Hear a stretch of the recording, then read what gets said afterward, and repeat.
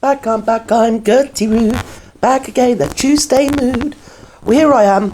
It's Tuesday, and I'm in the Tuesday mood. So I thought I'd start the day today with Vanity Fair's Harry and Meghan American Hustle Takedown. This is Kinsey Schofield and this lovely chap here, Kevin O'Sullivan from Talk TV, discussing the Vanity Fair article, which I brought to you Sunday. Is either Saturday night or Sunday. I think it was Saturday night, and then I did something about it Sunday as well. And just reacting and reviewing the Vanity Fair article. I think I reviewed it off of Google. Pretty sure I did anyway. And yeah, so they are discussing it. And I think we need to go into it a bit more because it references a few things and a few points that I've since brought up. So here we go. I do like tinkling my own bell, darlings. I really do. And talk to our brilliant royal commentator, Kinsey Schofield. Hello, Hi, Kins. Hi, Kev. Busy weekend for us on WhatsApp as we exchanged all of the wild stories coming out of Los Angeles about Prince Harry and Meghan Markle. Well, Absolutely. And I think the big one was, yes. endorsing really everything that you and I have talked about over the past few months. All of us have said, endorsing what the Hollywood Reporter publication said about them. The Hollywood Reporter a few months back said that Yes, Meghan Markle was a nightmare employer, Yeah. who a tyrant in high heels who reduced grown men to tears. Well, sorry, darling, but that's sort of been rumbling around the social media and mainstream, really. Yeah, no, more social media for about 5 years since they left and the Oompa Loompa interview. And then didn't the late Queen have a bullying inquiry? And she got the results and locked them in her desk. I always said, if you look on my back catalogue, mind you, I don't know what video it was, it's like years ago when it happened, when she locked it in her cupboard, in her desk, yeah, she locked it in her drawer, Gerty. I always said at the time that it wasn't that she was ignoring it, she sort of filed it under laters. Do you get me? I'll keep that. It's a bit of, lateral collateral. So, I think something more is happening, and I think we're going to find out what it is, and I'm going to intersperse it and overlay it with my own commentary. Of course, Meghan denied this, but guess what? We've now got Vanity Fair, an almost biblical publication, a publication that Americans treat very, very seriously again. Harry. Well, they might. It's a very serious publication. It's a serious magazine. All over its new edition, front page, is Harry and Meghan, American Hustlers. American Hustle. Yes. They are dismissed as a pair of hustlers trying to make trying to make a few quid. See, the thing with both of them is that they're not really. I know people say, I've heard commentators say, because they have to blow some smoke, they can't always just neg out on them. So they say, oh well, he's not the brightest button, but she is. She's very. I don't believe she is. I think her skills are very much circa 1980s, 1990s, rather than, as I say, the current zeitgeist of today, when everything is more immediate and everybody scrolls and clicks, don't they? So, yeah, I don't think she's got anything for this day and age. And to be fair, if you see the trailer for that new cooking show, it does sort of scream, hello, we're in the 1990s, and I'm trying to copy Martha Bleeding Stewart, and yes, I am. What's that other one? Inga, the one, Inner Garden, something like that. She's another one. She's world famous, She started off on mainstream in America, and now she's pretty big in social media across every platform. Can't think, Inner Garden, something like that. And you got that American lady, she lives on a ranch. Can't think what her name is either. I used to watch her a lot. You got so many different cooking shows to compete with that are far more, to coin a phrase, authentic, which is at the moment the current zeitgeist. People want realism. Like I heard somebody say, they want to hear kids shouting and screaming and playing in the background. They want the authenticity of the home setting, not somebody else's home. Not when you're trying or pretending to portray authenticism, something like that, right? So that's where she's, she ain't got a clue, is she really? A few bucks in America. And I suppose that the gruesome twosomes disaster tourism to Los Angeles, when for a photo op they appeared in the middle of the wreckage of the LA fires. People have really reacted badly against that. And basically nobody wants to give them the time of day at the moment. We had Justin Bateman. Well, I mean, you know, it was... Yeah, Justin Bateman, somebody's told me that she's an American actress and director or producer, something like that. Yeah, so we all know that was cringe. It was as cringe as Uvalde. But the difference with Uvalde is somebody let it be known that Harry did warn her not to go and didn't go with her to Uvalde. So quite what swung him to grasp her claw and drive 200 miles to tramps around people's burnt ashes and embers of their houses and lives, I might add. It's not so much a house, it's a life.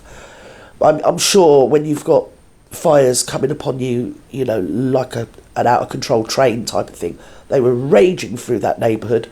You don't stop to pick up your kids' pictures and photographs and first little things they've made you at school and different little Christmas cards and Christmas decks they've made you. Because don't forget, this all happened in the shadow of Christmas and New Year. Nobody probably stopped to do that. People even didn't stop to pick up their pets, some of them, you know, rather, whatever, I don't want to say anything. But you know what I mean? It was a desperate situation where people just fled with their lives and were lucky to get away with their lives. So they've lost a lot of personal stuff beyond just the bricks and mortar. And obviously it was kind of naff and passé for them to charge up there to get the photograph. And like we saw, didn't we? You know, right ear, left eye, and looking over that woman's shoulder to see where the camera was. Oh my God, I had about a 15th hand embarrassment watching her. It's so bad. Disaster tourists. Kelly Osbourne led the charge. Oh, I love Kelly. Expressing her disgust over what she said were a couple of grief grifters, tragedy vultures. Well, I mean, from Kelly's point of view, Kelly is never going to gel to either of these two because of what they did to her mum, if you remember, because she rang up Piers Morgan's boss, the woman that owned that channel, Good Morning Britain, whatever, the woman that was president of that channel. They actually rang her that morning and got him sacked live on air. He had to either retract what he'd said and apologise live on air when he said he didn't believe that she was ill, or something that he said. Do you remember the Oompa Loompa interview? Keep up, troops. We're going back about 5 years now. So yeah, so they were obviously watching it. It would have been the middle of the night over in California, but these people were up watching it. And see what he said, rang up the president woman that apparently they had on speed dial. She rang the studio and said to the directors and producers, tell him, obviously through his earpiece, he needs to retract the comment and apologise or he's sacked. And Piers Morgan got up live, didn't he, and walked out the studio. Do you remember? Caused an awful rumpus, you know, for about 5 seconds. Of course, he's a drama queen anyway, so, and he's never going to fall flat on his face, is he, Piers Morgan? So there's that. And then, what was it, Mrs. Osborne, Sharon, she obviously gets on with Piers from, I think they used to do Britain's Got Talent together or something like that. Yeah, anyway, for whatever reason, they know each other. And she said on The View, because I think she was on The View at the time, something or other sticking up for Piers. And they called her a racist because there was a couple of ethnic ladies on The View that she'd previously been friends with and previously defended, and they immediately turned against Sharon and had her sacked from The View. So obviously Kelly, since then, you can't blame her, that's her mum. She had to watch her mum be traduced on the world stage. She's always sort of been there sniping at them. And quite rightly, it's not ill-founded or ill sort of aimed. It's usually, they've more than deserved it. Sometimes she could have gone a lot further. But I don't blame Kelly at all having a bit of umbrage, you know, and forever after having Meghan in her crosshairs, so to speak, metaphorically. On the catastrophe, trying to look good, trying to look angelic. This. Looks as if that might have been the straw that broke the final. See, you know, this is again, I think I've been here before, but while we're here again, let's go over it again. If you look at the ladies when the camera pans out. straw that broke the camel's back. Finally, people have had enough of these two. What do we see with those ladies? Because what I see with those ladies, despite the 120 degrees of heat, they're covered up. Their chests are covered up. Their arms are covered up. Their legs are covered up. That's all I'm saying. You know, I can't see it, because of what Vanity Fair is saying about them. Vanity Fair, Kinsey, let's get your comments on this, is saying that Meghan is such a terrible employer, yes, that after one worker had to work with her on her podcast series Archetypes, that worker was so traumatized that they had to go into long-term... I don't know how they dared call Kate, was it Katie Keane, which was a character out of that stupid book, that Archie book and that Archie TV series, from what I'm given to believe, and she christened Kate, our Princess of Wales, Katie Keane, because she was so keen and eager to please, eager to be available and eager to be whatever it is the royal family and the Royal Roadshow really wanted her to be. So this horrible little snipe christened her Katie Keane. But I think she should look in the bleeding mirror. Do you know what I mean? Bleeding cheek, innit, eh? Oh, Kate Keane. I mean, I don't know about Keane, but this thing's so bleeding thirsty, it's like it's living in a permanent drought in the Gobi Desert, isn't it? And some of us might even venture to say it would be a better location for her. Therapy, because Meghan was so hellish to work with. I mean, these are very damaging allegations, aren't they? Yeah, I mean, they're certainly not flattering. I spoke to somebody that works with Vanity Fair and said, what kind of process goes into a piece like this? Because they... I mean, just... Yeah, well, I critiqued it the other day. Obviously, I missed out the same old big chunks that are already world famous, and if you've been around on my channel, we've already covered, or most of you from the Mexican community anyway, so you've probably all heard, we all know about Spare and the thought processes that went into that. We all know the Oprah interview, the Cut magazine, Cut, whatever that was called, when she was on the front of that, and that was a cringe fest all of its own. And then the Lifetime movies and the Netflix series and everything else. It went through everything, minute by minute, blow by blow, from the first moment these two met. So, yeah. But it did have some nuggets in there. If you haven't watched it or read it, Google it and it will come up for you and read it. And amongst the same old is some new stuff. And it's the stuff they've mixed in amongst the same old, obviously to keep them out of the lawyers' hands, do you get me? I mean, the Megalite, because they're so litigious. But apparently, this one, Vanity Fair, has had their lawyers crawl all over this piece. And it's massive. It's like Dostoevsky. It's a huge, great, long diatribe of these two article about them. Yeah, and the lawyers combed through it all, and it's been published.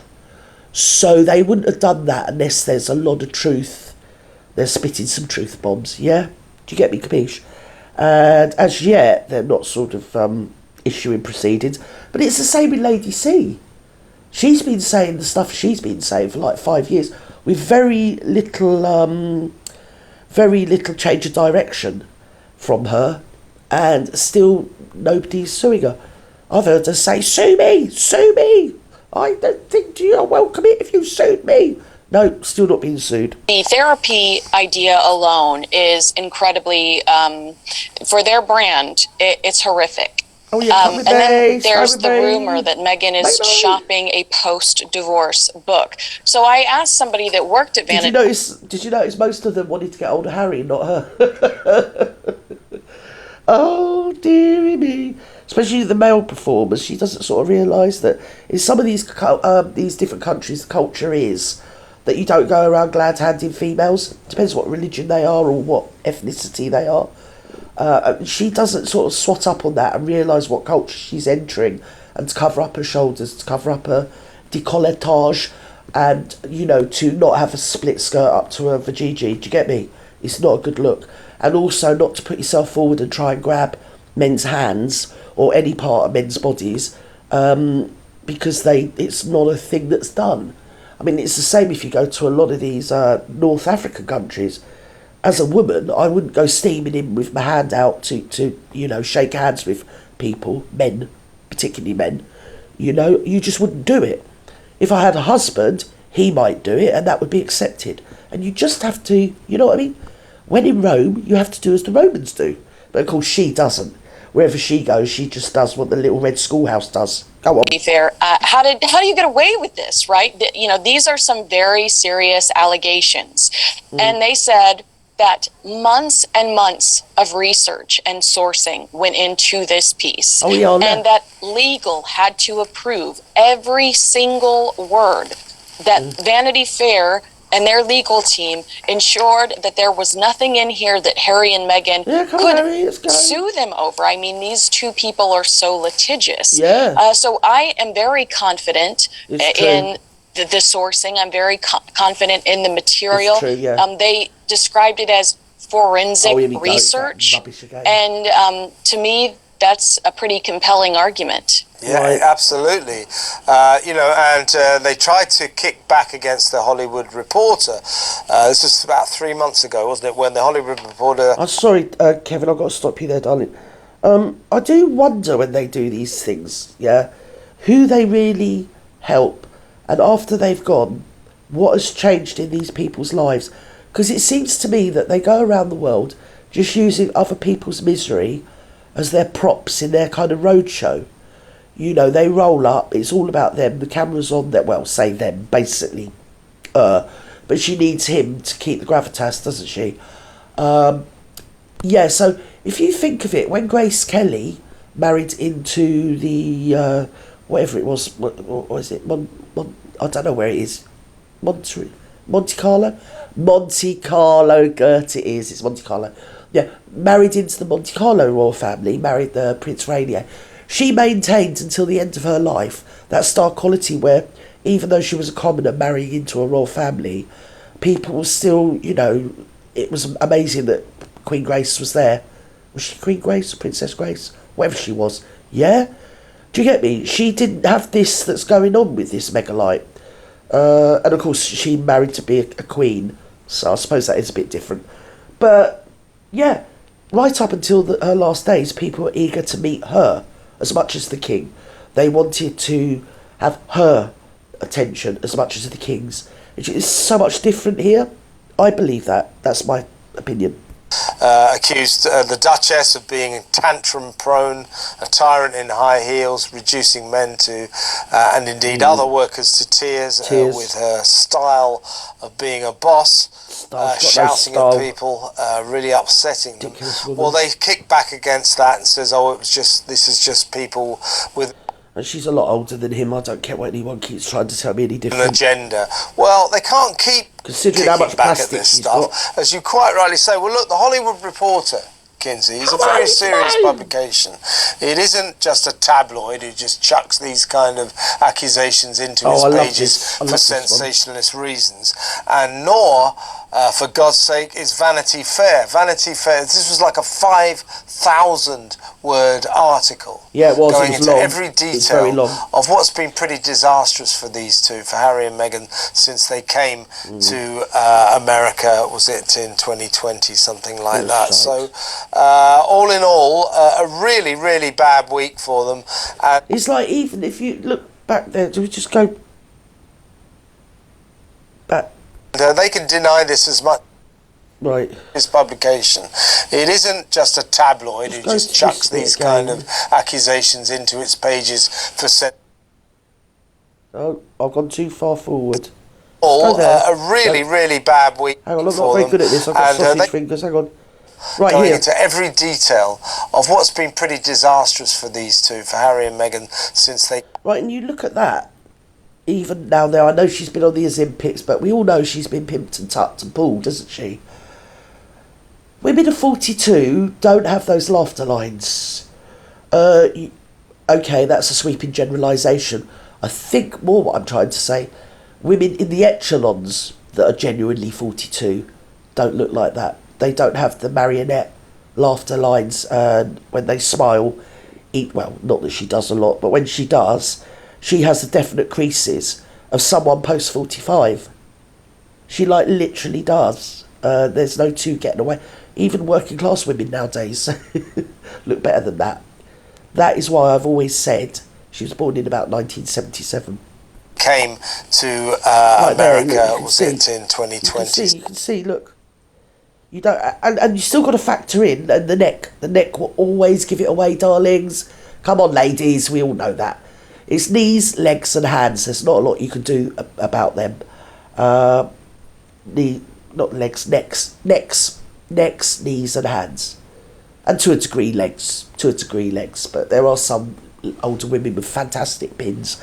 But I think Camilla's got fantastic pins. I've always thought she had smashing pins for an old girl. But this neck, the neck always gives it away. There's not a woman of 42 from her sort of sphere of society that looks like that, darlings. Not unless they're up in the British Museum under the Egyptology sort of, what is it, the Egyptian mummy sort of section. Something Go on. like that. So, all in all, a really, really bad week for them. Oh, I don't care. They deserve it. Not a shred of evidence, so they do have some people in their corner fighting back for them. Right, paid by them. But at the same time, probably Meghan, actually. It's interesting that they pick and choose very specific topics to react to. Right. How many times can you deny that you're a bully? You really can't. And no. you've already scouted Us Weekly magazine for your redemption piece after the Hollywood Reporter. Right. Where do you go from here? The National Enquirer? Probably. I just don't know where they can go to try to tell. Or People magazine. I mean, it was People that got all the exclusives about Harry and Meghan on the ground after the LA fires. When you say exclusive, exclusive sort of denotes something. Well, it must be me, actually, that when I think of the word exclusive, it's kind of more of a positive. But I suppose exclusive can be a negative as well, can't it? Exclusive, look at these clowns.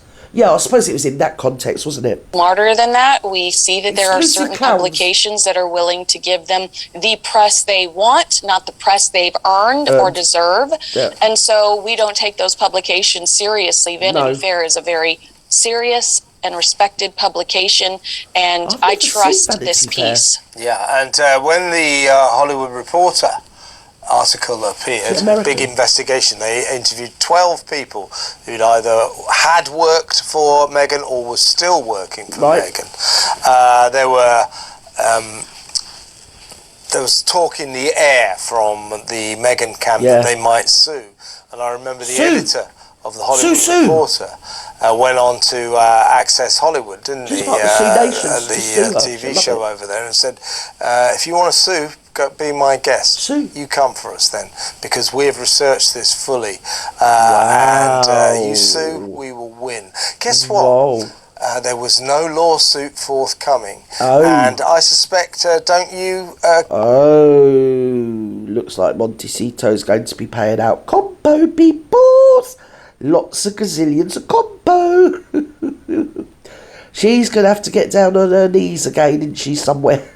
Can see that Vanity Fair won't get a lawsuit either. No. Yeah, and don't you remember right after the Hollywood Reporter article, The Beast did a follow-up with some of their contacts, a.k.a. the Sussex Survivors Club, and they said in September that Meghan had her psycho moments and could be a demon, and that they felt... They told the Daily Beast over the weekend that they felt vindicated by these new claims. At the time, too, they said that they kind of joked about the fact that Meghan was the classic narcissist, but they could not believe that she had asked contacts to talk to a magazine and, talk about what a great boss she was, what a joke that was. She's literally, darling, she literally has got no shame. She's still, sadly... that messed up little girl that was bunged in that little red schoolhouse. So, in the true meaning of the word spoilt means ruined, doesn't it? If you spoil something, you're cooking something, it spoils, you've ruined it. So, we often get the idea that spoilt means a brat, and it does mean a brat. But she was spoilt in many ways, and I think neglected in others. Am I allowed to say that? In the way, I've gone through before, I'm not going to itemise it. So basically we have got a 47-year-old, I think she's coming out 48 this August, year old woman that is emotionally and kind of mentally a 4-year-old. I'm not saying intellectually, because she's a sly old fox, isn't she? But she's just me, I will get my own way, and if anybody crosses me, I will crush them. I will ruin your life. It's it's in the toolkit of the narcissist, isn't it? I just kind of proved to them that she was the classic narcissist. Oh, here we go. But when reacting to this Vanity Fair piece, one said, I feel desperately sorry for the people affected because I have been there, but I also feel vindicated. All those people saying she is the world's greatest boss should be ashamed of themselves. Yeah. It's obviously very tempting to work for her when you are being wooed and love bombed, but people should be in no doubt she is a nightmare. I would think the atmosphere will be particularly hellish now. Why do we collectively kind of believe that? Why do we? Instinctively, we all kind of know that, don't we? Especially if you've been around people like her. The one thing they are good at doing is people that are very familiar with them, so it could be close workmates, close family members, or even extended family members, but people in their close circle get another side of them to complete strangers. So again, we've noticed that, haven't we? She, with people around, especially people she's paying, probably does scream and shout Joey off. We can see that. And then the minute she's got the spotlight with complete strangers that she has no real, reason to turn the light on them and be all goody two-shoes, she would just bend over backwards to be the most lovingly kind, wonderful person. That is a narcissist as well. But with her, it's always, as long as there's a camera. Most narcissists aren't up on stage or on the world stage. No, actually, take that back, they are. Everything is going to a bad word. It's fecal matter, but they used the other word. But that employee saying everything's going to what. Oh. It's probably hellish working for Meghan Markle today. I bet. And a little word about, which was included in the Vanity Fair article. Yes. They've made it very clear that Meghan has never said this, there's no confirmation of this, right. But it was in the article, and this is extraordinary. This is what I'm getting to. That Meghan has been shopping around publishers. There you go. Asking if they might be interested in a post-divorce memoir written by her. I mean, if that's... Right, and that is, if you've watched my other ones that I followed, the first one I did was a review of the Vanity Fair article. I was saying it was either Saturday night or Sunday, can't remember. And then I followed it up with this, because I think that this PR that's coming out is a pushback from the powers that be, warning her, because she's let it be known as a pushback to people, i.e. the royal family, let's have it right.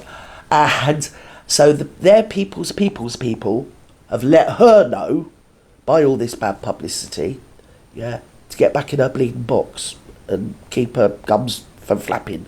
Basically, that's it. So, because that is the only road she's got to go down now.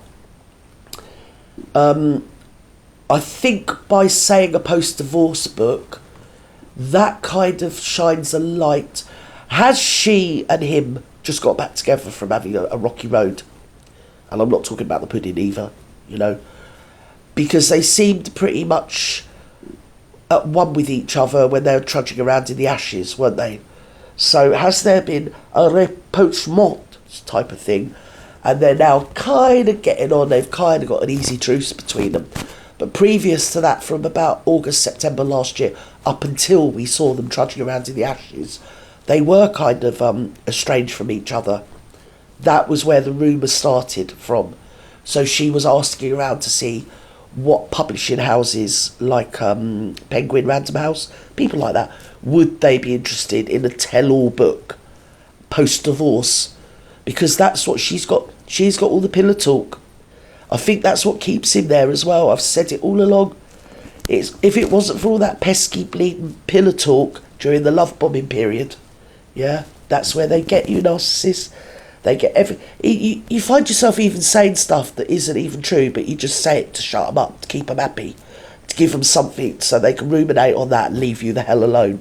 Yeah, he's got so multi-layered, more layers than an onion, darling, of stuff that's been going on, of which long after I'm dead I'm sure history books will be full. And I'm so jealous that I won't get to read them, because that's kind of my living and my thing, is that type of thing. But yeah, I can see it coming in the future. There's going to be endless amounts of books and documentaries and tell-all movies and this, that and the other about what really was going on in that camp between these two people during this past 5 years. The stuff that does leak out is epic enough, and that's probably only a tiny bit, yeah, of what really is going on behind the scenes. I think what keeps him there, I am starting to think maybe the children don't actually, that word I'm not going to say on YouTube, I don't think, and I'm entitled to think that. I think there's something funny there. We've all thought it for a long time. Yeah, like I said in that thing, I think I reposted it on my community page the other day, that when I first started out in 21, I'm sure it was 21 or 22, it was late 21, when she did that Ellen interview, I did a funny skit. It was just a stand-up verbatim. I didn't have a script, I just did it off the top of my head, and I cracked a joke about her feeding the baby. She told Ellen she'd been up all night feeding the baby, and I won't tell you what the punchline was, but the punchline in itself, yeah, tells you what I was thinking at the time. Yeah, and all of us women know that to be true. Okay, if you haven't seen it, go and watch it. I could do the views. No, I couldn't. I've got like 14,000 views on it or whatever, and it was copied onto all sorts of platforms by people I've never met. I think it was put on X actually at the time, but yeah. So I made a joke, and in the punchline was the truism of the joke, that basically you can't be feeding, in that way. That's all I'm saying. Because of certain things that we all knew to be true as women. So that in itself, like I said before, people always fall down. They tell you what they're up to in the words they use. Do you get me, capiche? So there's that to it. And yeah, that's what I think. I do believe that something isn't right behind the scenes when it comes to the two juniors. I think it's along the lines of her believing herself and Barry, because don't you remember when they first went over there, she was mooted to going to be president. She tried to suck up to the Obamas, and when that didn't quite work out, she sucked up to the Bidens, didn't she? Yeah, that was a funny thing as well, because he pardoned all his family last night and nobody knew they'd done anything. So, these people were sharing the same stall, darlings. I don't think the Bidens went to them, they went to the Bidens. So when you rush headlong into people like that, you choose your friends, don't you? If you lie down with dogs, you're going to get up with fleas, except I think these lot already had the fleas to start with. I think they were promoting a construct that was akin to what the Obamas promoted. And if you know what I'm talking about, then you know what I'm talking about. And if you don't, I'm not bleeding dumb enough to say on my little tiny channel. Look into the Obamas, the truth behind their marriage. So there's something going on here. And I think the powers that be in both sides of the camp, bearing in mind that the other side of the camp is much bigger and much more powerful than these two little pifflers, yeah? Now, isn't he in Britain at the moment arguing about his security? For somebody that's never, he's not domiciled in Britain and all this, that and the other. What is that about? What is really behind that? It doesn't make a lot of sense, because if he left her and come back to Britain, I'm sure Charles would give him a motorcade everywhere he went. Do you get me? Or the rumours about Charles paying into their foundation. Is he just paying her to keep him? Do you get me? So it's complex. We don't know what's behind it, but I think the love bombing period in the relationship definitely is the key to what's really going on. I think she knows a lot of stuff, and also a lot of stuff's been said by him that probably wasn't true, and even people around him, probably people like Eugenie and Beatrice, who initially used to kind of like her and get on with her, but have distanced themselves ever since. Yeah, especially something to do again with a picture of their little boy that was used pertaining to be her little boy. Something along those lines. That's my opinion. I can't quite remember the details because I think that was in 22 or 23. But it remains to be seen what goes on this year at the Invictus or in Grifters, doesn't it? Will it toe up? You know? All singing, all dancing, all smiling, wanting the top hotels and this, that and the other couture outfits to wear appallingly and march around, you know, half naked in front of veterans with no legs. It's just a car crash in slow-mo, isn't it? It really is. So I think the books are open, and I'm pretty sure the bookies aren't actually taking any more bets on the inevitable outcome of this entire turkey shoot. And with that, I hope you have a lovely day wherever you are in the world. I'll probably be back later. I'll probably find something else to say or do later. But please, if you can, stick to the end of this. And if you have got to the end of this with me, thank you so much. I love you all individually. Have a great day. Bye-bye now.